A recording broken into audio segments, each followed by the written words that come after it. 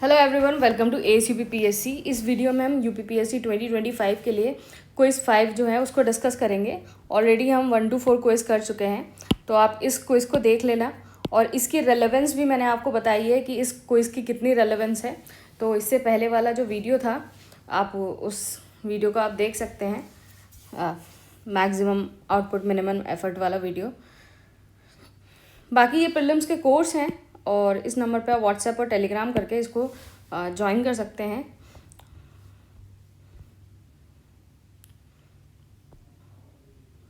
और जो 2024 वाला कोर्स था उससे डायरेक्ट 100 क्वेश्चन जो है आए थे। तो ये क्वेश्चन जो है आपके टेस्ट सीरीज करंट अफेयर से जो है ये क्वेश्चंस आपके आए थे, तो आप ये भी देख सकते हैं।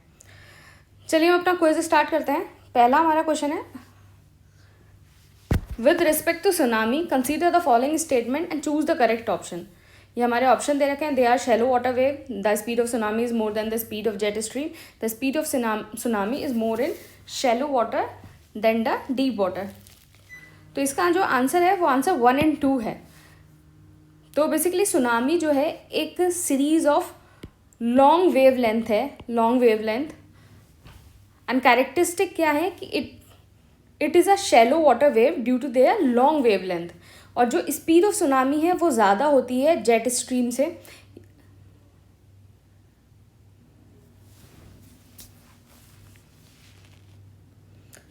तो स्पीड ऑफ सुनामी, जो स्पीड ऑफ सुनामी है is more in deep water.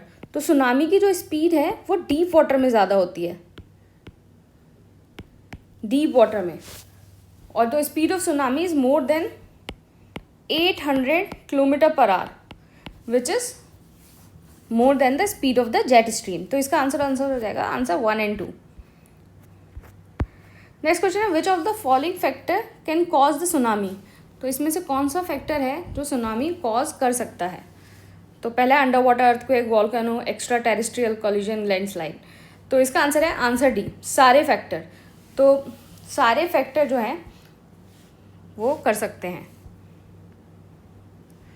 Next है, with respect to tropical cyclone consider the following statement. तो ये साइक्लोन हो गया आपका, ये जो टॉपिक है वो यूपीपीएससी के लिए काफ़ी इंपॉर्टेंट है, इसे बार बार क्वेश्चन आ जाता है। तो पहला स्टेटमेंट है, tropical they are low pressure wind system, बिल्कुल सही बात। They does not occur at equator, तो दूसरी बात बिल्कुल सही है। They are frontal in origin, ये बात गलत है। तो जो साइक्लोन है वो आपका लो प्रेशर विंड सिस्टम है। ये इक्वेटर पे इसलिए नहीं होते due to the absence of the Coriolis force. जब इक्वेटर पे जो है कोरियोलिस फोर्स का एब्सेंस होता है, कोरियोलिस फोर्स 0 होती है, तो इसलिए ये इक्वेटर पे पाए नहीं जाते। इनका जो है लो, और इक्वेटर पे जो है लो टेम्परेचर एट इक्वेटर होता है। और जो ट्रॉपिकल साइक्लोन है वो थर्मल इन ओरिजिन है, because they are always formed in the ocean. Tropical cyclone, जो टेम्परेट साइक्लोन है, वो फ्रंटल है, क्योंकि they can be formed in the ocean and land, दोनों जगह ये फॉर्म होते हैं।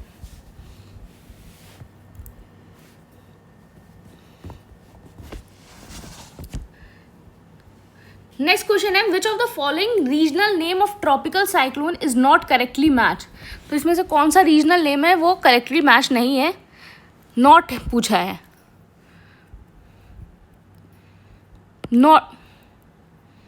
नॉट पूछा है। तो इसका जो आंसर है वो है आंसर सी। देखो, टाइफून जो है वो साउथ चाइना सी में पाया जाता है, बिल्कुल सही। विली विलीज ऑस्ट्रेलिया में पाया जाता है। हरिकेन जो है वो आपका अमेरिका में पाया जाता है। और बैगियोस जो है वो आपके फिलीपींस में जो ट्रॉपिकल साइक्लोन होते हैं उनको बोलते हैं। तो इसका आंसर हो गया आंसर सी। नेक्स्ट है, the most dangerous and destructive part of the tropical cyclone is known as. तो जो डेंजरस एंड डिस्ट्रक्टिव पार्ट है ट्रॉपिकल साइक्लोन का, उसको क्या बोलते हैं। इसका आंसर है आंसर बी, आई वॉल। तो आई वॉल जो है वो ट्रॉपिकल साइक्लोन का सबसे ज़्यादा डेंजरस डिस्ट्रक्टिव पार्ट है, क्योंकि यहाँ जो है वो विंड स्पीड हाईएस्ट होती है, यहाँ प्रेसिपिटेशन जो है वो भी हेवीएस्ट है, और यहाँ जो है टॉलेस्ट क्लाउड पाए जाते हैं, टॉलेस्ट क्लाउड। तो विंड स्पीड हाईएस्ट है, प्रेसिपिटेशन भी हेवीएस्ट होता है, और टॉलेस्ट क्लाउड पाए जाते हैं। तो जो आई होती है, जो साइक्लोन की आई होती है, it is a very calm area of the tropical cyclone, और ये कैरेक्टराइज होते हैं कि मतलब जो स्काई है वो क्लियर रहेगी, थोड़ा सा माइल्ड वेदर रहेगा, इस हिसाब से इसका रहता है। तो इसका बी हो जाएगा answer. Next question, which of the following factor are responsible for increasing cyclogenesis in the Arabian Sea. तो अरेबियन सी में साइक्लोजेनेसिस क्यों होता है? तो अरेबियन सी में साइक्लोजेनेसिस क्यों होता है? तो इसका जो आंसर है वो आंसर आपका डी है। सारे ऑप्शन सही हैं कि जो अरेबियन सी है उसका हाई सरफेस टेम्परेचर एरिया है,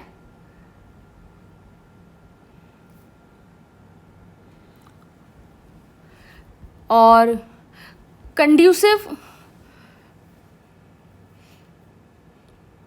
आपका कंड्यूसिव विंड शेयर है, occurrence of the El Nino Modoki है, and positive phase of the मतलब आईओडी जो है वो पॉजिटिव है। ये है, देखो साइक्लोजेनेसिस क्या होता है। साइक्लोजेनेसिस एक फिनोमेना है विच इज़ द डेवलपमेंट और the strengthening of the cyclonic circulation in the atmosphere, जिससे आपका जो साइक्लोन है वो इंटेंसिफाई होता है। तो क्या है, हिस्टोरिकली क्या होता था कि बे ऑफ बंगाल जो है साइक्लोन का हॉट स्पॉट हुआ करता था साइक्लोन का। लेकिन अब क्या हुआ कि हाल ही में अगर आप पीछे 7-8 साल के को देखो तो अरेबियन सी में बहुत ज़्यादा साइक्लोन आ रहे हैं। मतलब 2019 से 2023 तक अरेबियन सी में कम से कम 11 साइक्लोन आ चुके हैं। टोटल 27 जो हैं वो पेनिनसुला में फॉर्म्ड हुए थे, इसमें से 11 जो है वो अरेबियन सी में आ चुके हैं। इसके पीछे रीज़न यही है कि जो सी सरफेस टेम्परेचर है वो बहुत ज़्यादा बढ़ गया है, विंड शेयर भी कंड्यूसिव है, आपका एल नीनो मॉडिको भी अकरेंस हो रहा है, और आपका आईओडी जो इंडियन ओशन डायपोल फेज है वो पॉजिटिव है। तो these are the reason. Next question है, tropical cyclone did not occur in which of the following ocean. कौन से ओशन में ट्रॉपिकल साइक्लोन नहीं होता है? तो इसका आंसर है अच्छा यहाँ ऑप्शन रह गए हैं 1 and 2, आप 2 and 3, C 1, 2 and 3, D none।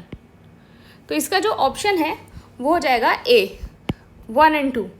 तो साउथ अटलांटिक ओशन और साउथ ईस्टर्न पैसिफिक ओशन में जो है वो साइक्लोन नहीं होते हैं। इसके पीछे रीज़न ये है कि यहाँ जो है जो सरफेस टेम्परेचर है आपका, देखो साउथ अटलांटिक ओशन में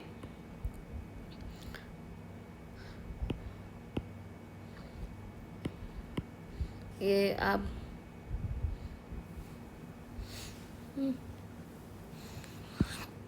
तो आपका जो यहाँ पैसिफिक हो गया, यहाँ साउथ अटलांटिक हो जाएगा।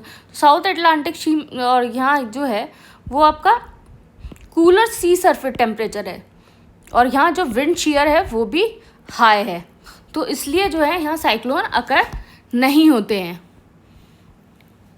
नेक्स्ट क्वेश्चन है, in which of the following location central zoo authority has approved establishment of the white tiger breeding centre. तो ये करंट अफेयर का काफ़ी इंपॉर्टेंट क्वेश्चन है। व्हाइट टाइगर ब्रीडिंग सेंटर कहाँ बनाया गया है?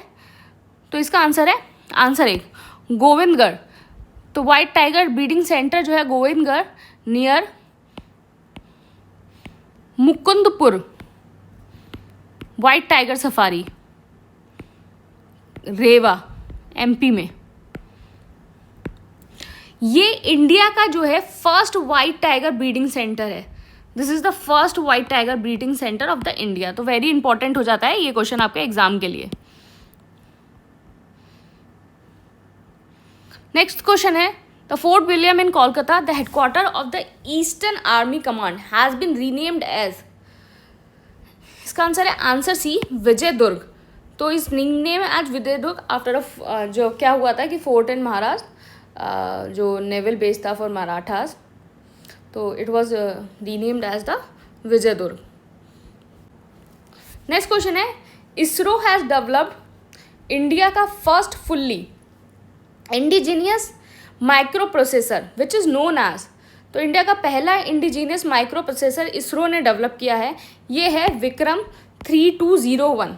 तो इसरो ने डेवलप किया है विक्रम 3201। ये 32-बिट माइक्रो प्रोसेसर है दैट इज क्वालिफाई फॉर जो हार्श एनवायरमेंटल कंडीशन में भी काम कर सकता है। नेक्स्ट क्वेश्चन है, the term Bollgard 3 that was in news is recently is known for.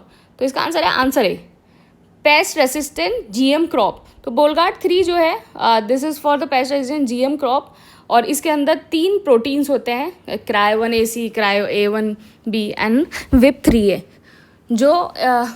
जो इंसेक्ट्स का जो है गट फंक्शन को डिस्टर्ब कर देता है, उससे उसकी डेथ हो जाती है। तो ये क्रॉप यील्ड और पेस्टिसाइड्स को की डिपेंडेंस को कम करता है। नेक्स्ट क्वेश्चन हो गया, in 2025 who has been conferred with the Fiji highest civilian award, champion of the order of the Fiji. तो ये किसको मिला है? ये आंसर है, ये थोड़ा अलग हो जाता है क्योंकि हम ज़्यादातर ये लगाए जाते हैं कि हमारे प्राइम मिनिस्टर को ये मिला है या प्रेसिडेंट को ये मिला है, तो ये थोड़ा अलग है। This is Madhusudan Sai. तो मधुसूदन साय जो है इंडियन ह्यूमैनिटेरियन लीडर हैं जिनको ये मिला है for his humanitarian work for the establishment of Shri सत्य साई संजीवनी चिल्ड्रन हॉस्पिटल इन फिजी। 2023 में जो है पीएम मोदी जो नरेंद्र मोदी उनको मिला था, 2024 में जो है हमारी प्रेसिडेंट जो द्रौपदी मुर्मू हैं उनको ये मिला था। तो 2023 में, 2024 में और 2025 में। Highest peak of the world are mostly found in which of the type of the mountain. तो इसका आंसर है आंसर सी, यंगफोल्ड माउंटेन। तो हाइएस्ट पीक जो है वर्ल्ड की mostly found in the young fold mountain because of the folding chair of the earth crust due to the collision of the tectonic plates. और इसमें जो हमारे example है हिमालय हो गया, आल्प्स हो गया, रॉकी हो गया, तो these are the Himalaya. Next है the longest mountain range of the world is. World की लॉन्गेस्ट माउंटेन रेंज कौन सी है? तो इसके आंसर है आंसर एंडीज़। तो एंडीज़ जो है लॉन्गेस्ट माउंटेन रेंज है और ये 7000 किलोमीटर तक होती है and it is located on the western coast of the South America. और ये 7 कंट्रीज से जाती है आपके जो साउथ अमेरिका है उसके वेस्टर्न कोस्ट पे है और ये 7 कंट्रीज से जाती है। बोलिविया हो गया, इक्वाडोर हो गया, कोलंबिया हो गया, वेनेजुएला हो गया, चिली हो गया, पेरू हो गया, अर्जेंटीना हो गया। नेक्स्ट क्वेश्चन है, which among the following is not a young fold mountain. इसमें से कौन सी जो है यंगफोल्ड माउंटेन नहीं है? तो इसका आंसर है आंसर ए, रॉकी है, हिमालय है, एल्प्स है। जो सेरा नेवाडा है and this is in California USA, California USA and this is a fault block mountain, fault block mountain. Next है the great dividing range is located in which country? The great dividing range is located in Australia. तो it is in Australia and its highest peak is Mount Kosciuszko. Highest peak is this. The Black Forest mountain is situated in which country? तो sorry ये black forest होगा। So it is situated in Germany. तो ये dense evergreen forest के लिए जाना जाता है। Who among the following are not an old fold mountain? तो ओल्ड फोल्ड कौन कौन से नहीं है? इसका आंसर है आंसर डी, क्योंकि ये सारे जो हैं वो ओल्ड फोल्ड हैं। यूराल भी है, आपका रावली भी है, एप्लेशियन भी है नॉर्थ अमेरिका में जो है, एंड पेनिनाइज भी है जो आपका इंग्लैंड में है। ये आपका नॉर्थ अमेरिका है, अरावली आपका India, and Ural is in Eurasia. Next है which of the following is correctly match, मतलब माउंटेन दे रखी है और टाइप ऑफ माउंटेन, तो इसका आंसर है आंसर सी, विंध्यन। तो विंध्यन है वो ब्लॉक माउंटेन था और ओवर द टाइम क्या है सब्जेक्ट टू इरोजन और ये रेजिडुअल माउंटेन बन गया, तो ये ब्लॉक माउंटेन से का रेजिडुअल माउंटेन बन गया। जो एल्प्स है वो आपका यंग फोल्ड है, ये यूरोप में। वॉस्किस जो है वो आपका block, and this is in France. And Fujiyama जो है वो आपका this is volcanic, and this is in Japan.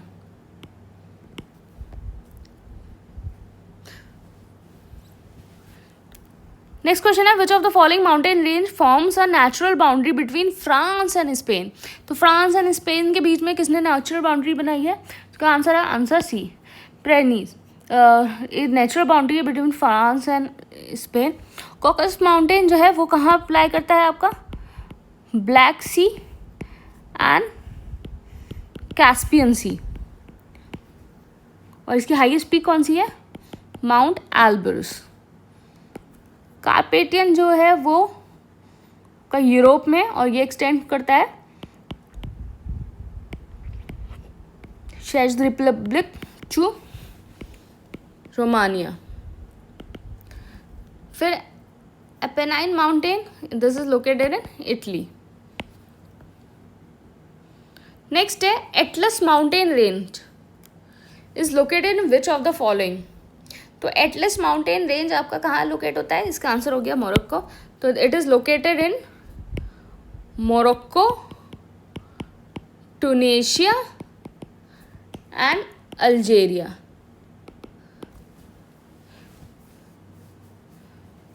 और टोबकल माउंटेन जो है वो हाईएस्ट पीक है एटलस माउंटेन की और ये मोरक्को में है। हाईएस्ट पीक कौन सी है, this is Toubkal mountain. Next है in which of the following state of India Kokborok language is primarily spoken. तो it is primary spoken in answer C, Tripura. तो क्या है ना कि जो त्रिपुरी हैं बोराक पीपल हैं वो डिमांड कर रहे हैं कि इस लैंग्वेज को जो है वो 8th शेड्यूल में डाल दिया जाए। आप बताएंगे मुझे कि 8th शेड्यूल के अंदर कितनी लैंग्वेज हैं। नेक्स्ट क्वेश्चन है COP29 of UNFCCC held in which of the following city. तो COP29 कहाँ हुआ है, बाकू, अजरबैजान। तो यहाँ बाकू यूनिटी पैक्ट जो है वो साइन हुआ था। बाकू फाइनेंशियल गोल कि $222 300 बिलियन एनुअली बाय 2035। इसको जो है न्यू कलेक्टिव क्वांटिफाई गोल भी बोलते हैं, NCQG गोल। और COP30 आपका कहाँ होगा, बेलेम, ब्राज़ील। नेक्स्ट है in 2024 which of the following language has been conferred with the classical language status. तो क्लासिकल लैंग्वेज स्टेटस इसका आंसर होगा 1 मराठी, प्राकृत एंड पाली 1 2 3। तो 5 लैंग्वेजेस हैं जिनको क्लासिकल लैंग्वेज स्टेटस मिल गया है। पहली है मराठी, फिर पाली, फिर प्राकृत, फिर बंगाली, फिर असमीज़।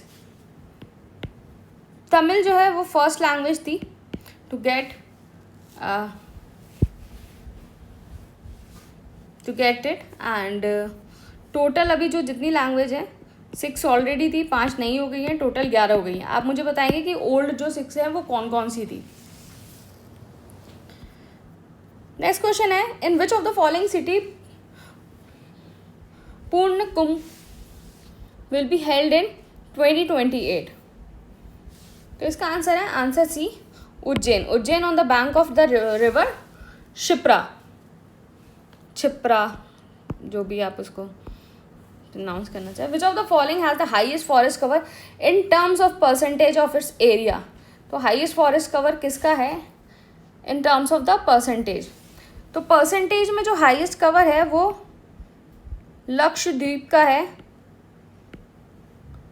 91.33, फिर मिज़ोरम का है 85.34, फिर अंडमान एंड निकोबार का है 81.6। एरिया वाइज जो टॉप फॉरेस्ट कवर है वो MP, Arunachal and then Chhattisgarh.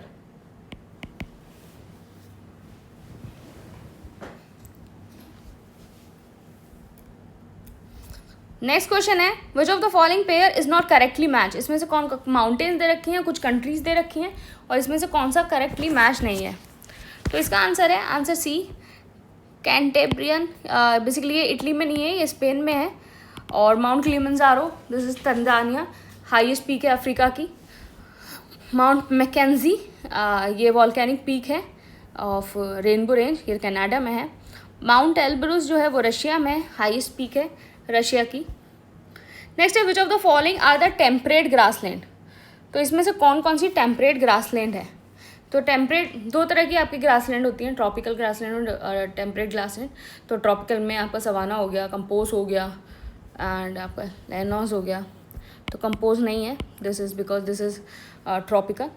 आपका टेम्परेट में पेम्पास है, आपका डाउन्स हो गया, पुस्टाज हो गया, पैरीज हो गया, वेल्स हो गया, ये सारी जो है वो टेम्परेट में पाई जाती हैं। नेक्स्ट है which of the following pair is not correctly match. Grassland और कंट्री दे रखा है, तो इसका जो आंसर है वो आंसर डी है, क्योंकि डाउन्स जो है वो ऑस्ट्रेलिया में पाया जाता है। और यूएसए में कौन सी पाई जाती है? प्रेरीज।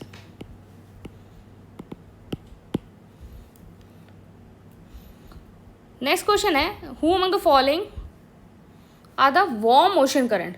इसमें से कौन से वार्म ओशन करंट है? तो इसका आंसर है आंसर 1, 2, 3। फैकलैंड नहीं है because this is a cold है ये।